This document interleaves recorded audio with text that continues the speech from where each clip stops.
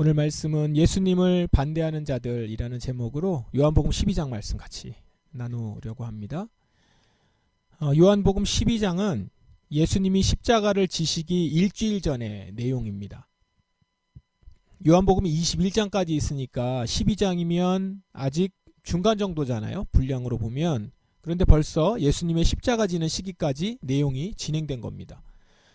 이것은 요한복음이 예수님의 사역이나 사건의 흐름 중심이 아니라 예수님의 말씀, 예수님의 십자가 사역, 그 의미, 그 신학, 이것을 전하는 데 관심을 기울인다는 증거죠. 13장부터는 6월절 전날 저녁 식사 전 말씀이에요. 그러니까 우리 보통 고난주간 때 보는 말씀들이 이 13장부터 내용이거든요. 그래서 17장까지 계속되죠. 예수님의 기도까지. 그렇게 요한복음은 예수님의 십자가 사역과 예수님이 어떤 분이신가에 집중되어 있습니다. 오늘 12장은 그 6월절 전 식사하기 전까지 한 며칠간의 그 예루살렘 입성하셔서 있었던 그런 일들, 그리고 그곳에서 전하셨던 말씀들, 이런 것들이 나오는 그런 장입니다. 이 말씀에서 오늘 특별히 주목해서 보려고 하는 것은 예수님의 말씀에 반응했던 사람들입니다. 사람들은 예수님의 권세 있는 말씀과 함께 병고침과 귀신 쫓음의 사역에 열광했습니다. 여러 표적들을 보면서 예수님을 믿게 됐고, 고침받은 사람들은 예수님을 쫓았죠. 그런데 모두가 그런 건 아닙니다. 예수님을 환영하는 사람들과는 정반대의 모습을 보인 사람들도 있었습니다. 예수님에게서 어떤 문제점을 찾아서 지적하려는 사람들이 있었다는 거예요. 기록을 보면 이들은 매우 열심이었습니다. 예수님이 가시는 곳이라면 어디든 먼저 가서 자리를 잡고 있었던 것 같아요. 오늘 이 시간은 그렇게 예수님을 반대했던 사람들, 그 사람들을 한번 살펴보고자 합니다. 먼저 4절에 나오는데요. 예수님의 제자 중 한 사람인 가룟 사람 유다가 그곳에 있었습니다. 그는 나중에 예수님을 배반할 사람이었습니다. 민망하게도 예수님을 반대한 사람, 첫 번째 나오는 사람이 예수님의 제자 중에 나옵니다. 가룟 사람 유다는 아직 본색을 드러내지는 않았지만 곧 예수님을 배반해서 제사장들에게 예수님의 행방을 알려준 사람입니다. 그가 이렇게 지금 말합니다. 이 향유를 팔아 그 돈을 가난한 사람들에게 나누어 주는 것이 좋지 않은가? 이렇게 말한 이유는 앞에 우리가 읽어보시면 아시겠지만 나사로의 동생 마리아가 향유를 예수님의 발에 부었기 때문이죠. 그냥 6절에 있는 이 유다의 말만 놓고 보면 가난한 사람을 위하는 것 같습니다. 그러나 요한복음은 그의 본심을 이렇게 적죠. 그러나 유다가 정말로 가난한 사람을 생각해서 이 말을 한 것은 아니었습니다. 그는 도둑이었기 때문에 이런 말을 한 것입니다. 그는 돈주머니를 관리하는 사람이었는데 종종 돈주머니에서 돈을 제 마음대로 꺼내 쓰곤 했습니다.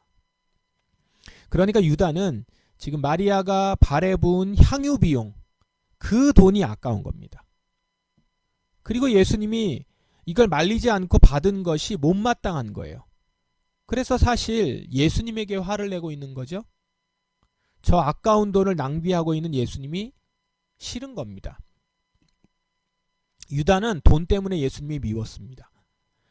왜냐하면 예수님보다 돈이 먼저였으니까요. 반면에 마리아는 어때요? 돈보다 예수님이 먼저였죠. 그렇기 때문에 예수님에게 매우 비싼 향유라고 하는 그 향유를 다 쏟아부을 수 있었던 겁니다. 유다는 나중에 예수님을 넘길 때도 돈을 받고 넘깁니다.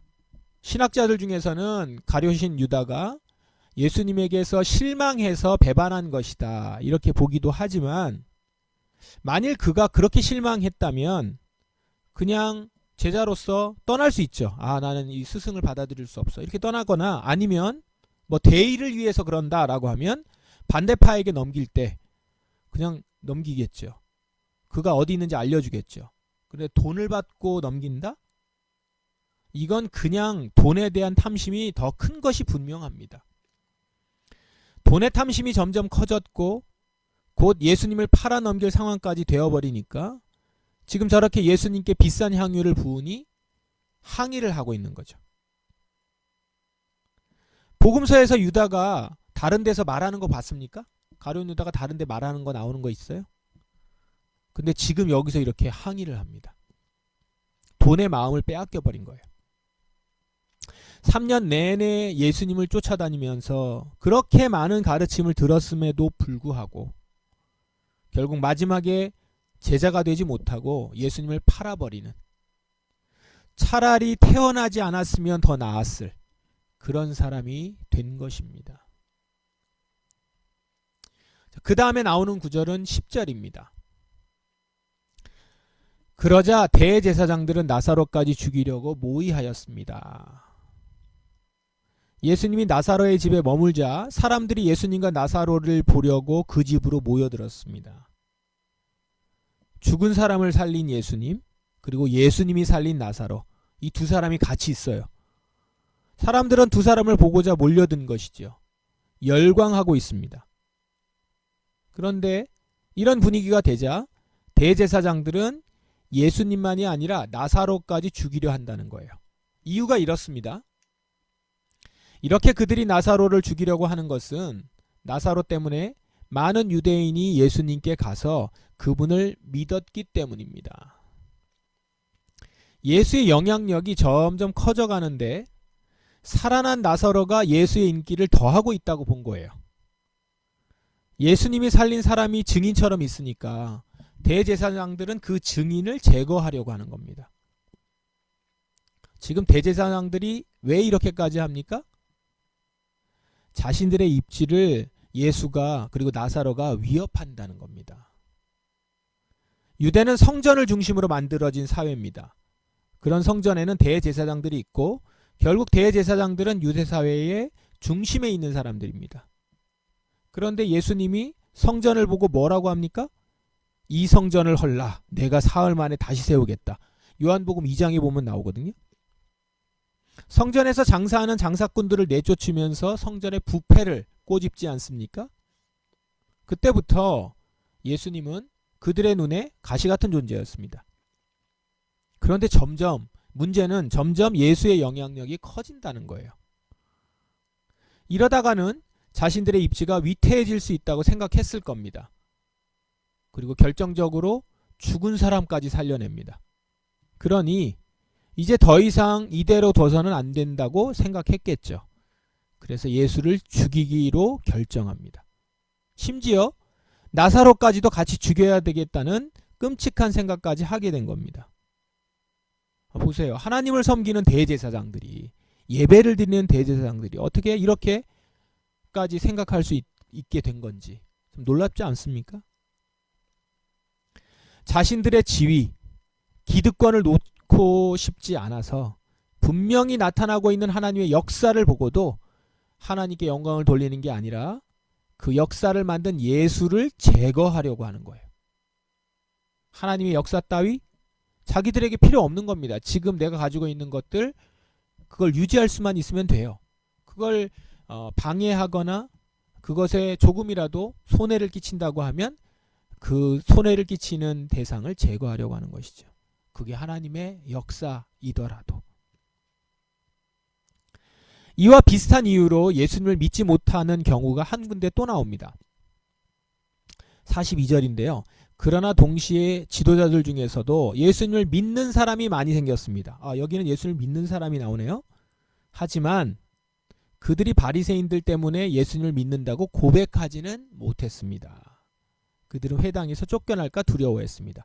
마을 지도자들, 그러니까 이 사람들은 제사장이나 바리새인들이 아니죠. 마을의 어떤 관리들이나 장로들이나 이런 지도자들인 거예요. 이 지도자들 중에 예수님을 믿게 된 사람들이 생겨났어요. 그런데 이들이 예수님을 믿는다고 고백하지 못합니다. 왜요? 회당에서 쫓겨날까 봐. 회당은 당시 유대인들의 삶에 깊숙이 영향을 미치고 있는 장소죠. 절기 때나 가는 성전보다는 가까이에 있는 회당, 마을에는 항상 있었거든요. 그 회당들이.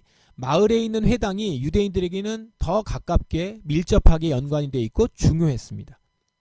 그러니 회당에서 쫓겨난다? 이것은 그 마을에서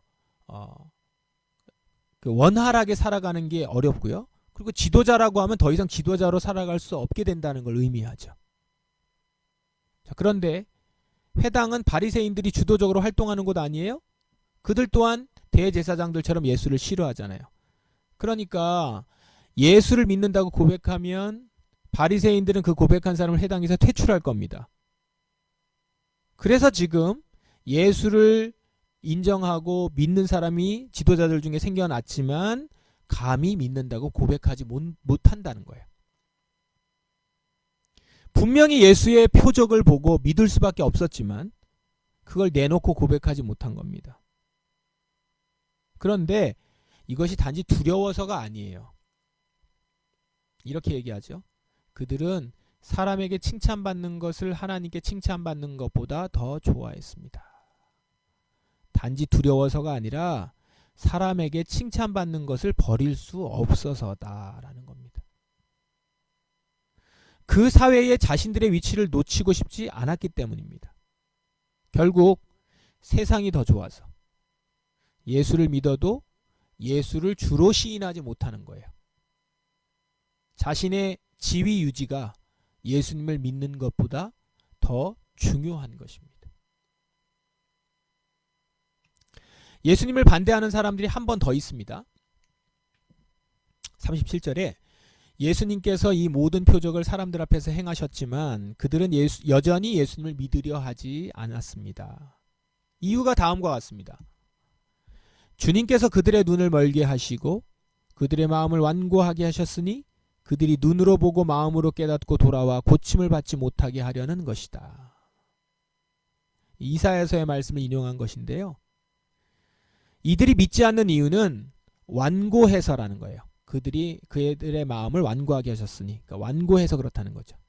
완고하다는 것은 마음이 딱딱하게 굳어져서 무뎌졌다는 뜻입니다. 왜 이렇게 되었을까요? 교만했기 때문입니다. 교만해서 자신들은 예수님의 말씀을 들을 필요가 없다고 생각하는 겁니다. 교만하면 들리지도 보이지도 않습니다. 들리고 보여야 뭔가 변화가 일어날 수 있는데 안 보이고 안 들려요. 그러니 아무리 많은 표적이 있었어도 여전히, 저기 보면 여전히 나오죠. 여전히 예수님을 믿으려 하지 않는 것입니다. 교만은 우리를 그렇게 완고하게 만들어서 예수를 반대하게 만듭니다. 오늘 우리는 잠시 예수님을 반대하는 사람들을 좀 살펴보았습니다. 그런데 이들만 그런 게 아니라 우리도 그럴 수 있다라는 것을 기억하셔야 됩니다. 우리도 예수님의 말씀을 보고 듣고 있으나 여전히 예수님을 믿지 못하고 거부할 수 있다는 것입니다.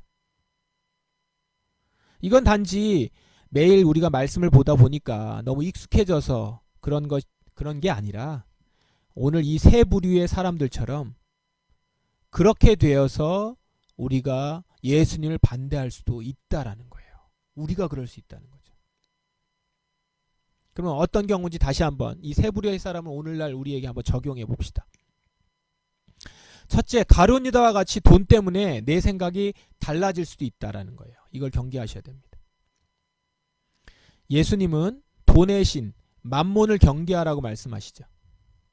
이렇게까지 말씀하십니다. 돈과 하나님 둘 다 섬길 수는 없다. 이 말은 간접적으로는 돈의 위력이 얼마나 큰지를 말씀하는 것이기도 합니다. 얼마나 크면 돈을 섬기다가 하나님을 떠나게 될까요? 그런데 우리는 경험적으로도 우리 주변에 그리고 우리 성경에서도 알 수 있습니다.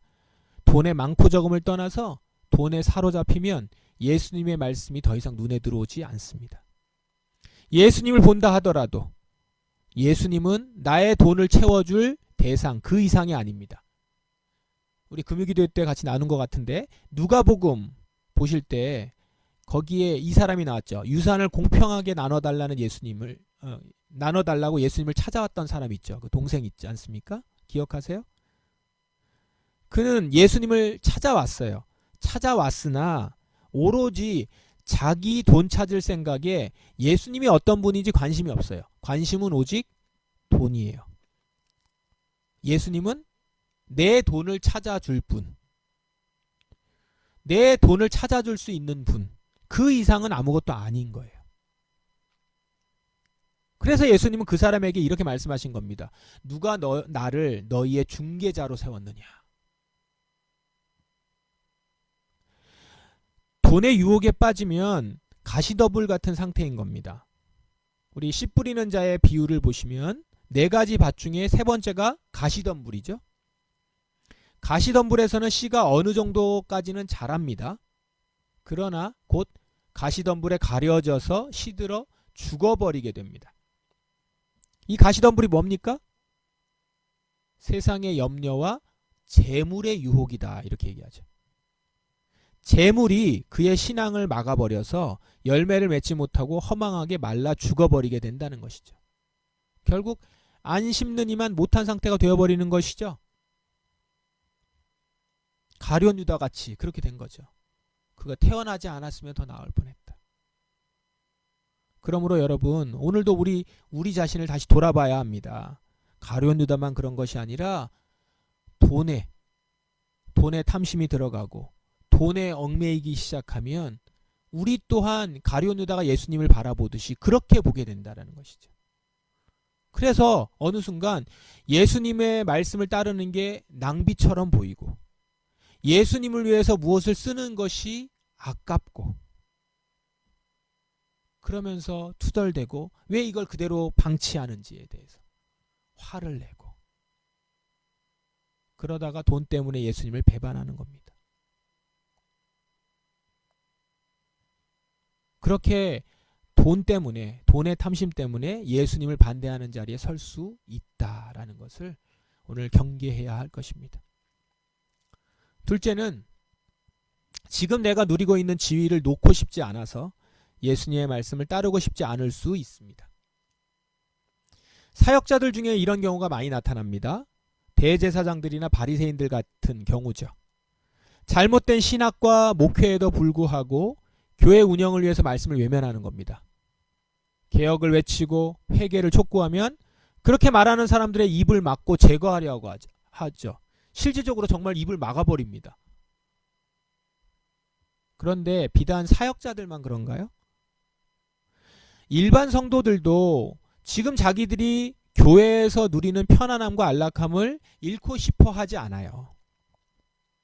교회도 하나의 지위죠. 지위가 됐습니다. 사회적 지위가 됐고 나의 종교적으로 내 생활하는데 지위가 됐습니다. 그래서 이런 지위를 유지해줄 목회자들을 찾아요. 정말 하나님의 올곧은 말씀을 전하고 개혁을 위해 애쓰는 목회자보다 세상적으로 높이 쳐주는 학력과 지위가 있다면 그런 사역자들을 선호하고 그런 사람들을 뽑고 그런 목회자가 있는 곳을 찾아갑니다. 똑같은 거예요. 결국 예수님의 말씀을 그대로 좇기보다는 지금 자기들이 갖고 있는 기득권을 놓치고 싶지 않아서 진짜 하나님의 말씀을 자기 앞에서 제거하는 것입니다. 우리 가운데 그런 마음이 있지는 않은지 그러한 태도가 없는지 돌아보아야 합니다. 내 지위 때문에 하나님의 말씀을 따르는 것을 또 내가 하나님의 말씀과 하나님이 옳다는 것을 분명히 보았음에도 불구하고 내가 지금 가지고 있는 위치를 놓고 싶지 않아 내가 가지고 있는 지금의 안락함과 평안함을 놓치고 싶지 않아서 그냥 내가 지금 듣고 알았던 편안한 이 신학을 버리고 싶지 않아서 그래서 예수님 말씀을 외면하고 믿음으로 고백하고 결단하는 것들을 포기하는 경우가 있을 수 있다라는 겁니다. 결국 이런 태도는 하나님의 말씀이 임해도 그것을 온전히 받아들이기보다는 그냥 쳐낼 이유만 찾게 되고 계속해서 예수님의 말씀을 안 지켜도 될 이유만을 자꾸 찾아내는 모습이 될 것입니다. 바리새인과 같이 대제사장들과 같이 예수님 옆에 계속 있었으나 그러나 예수님과 함께 있지 않는 모습 예수님 옆에 같이 있었으나 예수님께 딴지를 거는 모습 예수님 곁에 있었으나 세상에 예수님을 죽이려고 하는 모습까지도 갈 수 있는 그런 모습이 된다라는 것을 우리는 항상 경계하면서 오늘 나 자신을 돌아봐야 할 것입니다. 셋째는 교만하면 결국 하나님의 말씀을 반대할 수 있습니다. 교만하면 말씀이 들리지 않습니다.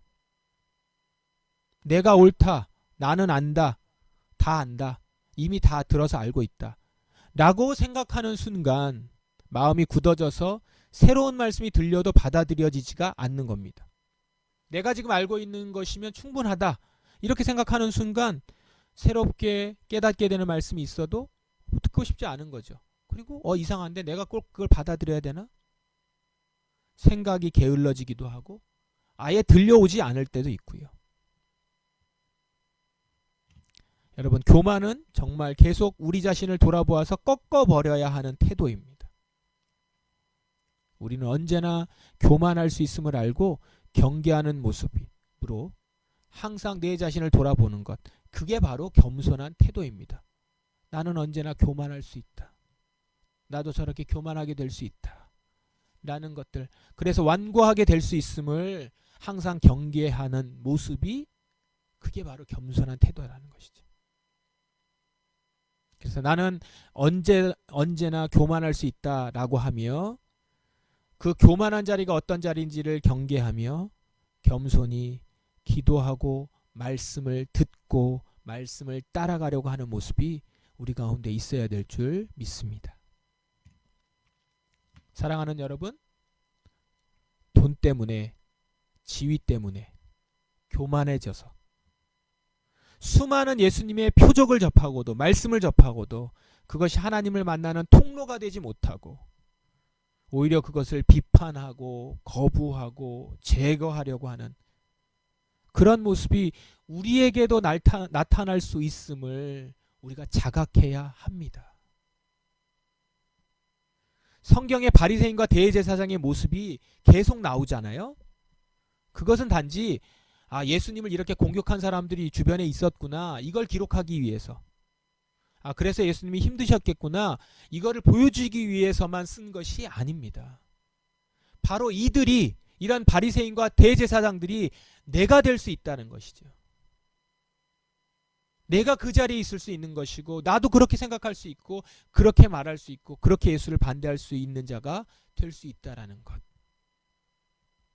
그래서 예수님 곁에 있으면서 예수님을 따라다니면서 예수님과 동행하는 것이 아니라 예수님을 비판하고 거절하고 안 듣는 내가 될 수 있다는 사실, 그것을 기억하며 자각하며 깨어 있어서 나 자신을 항상 돌아보며 나 자신을 쳐서 주님께 복종시키는 우리가 되어야 할 줄 믿습니다.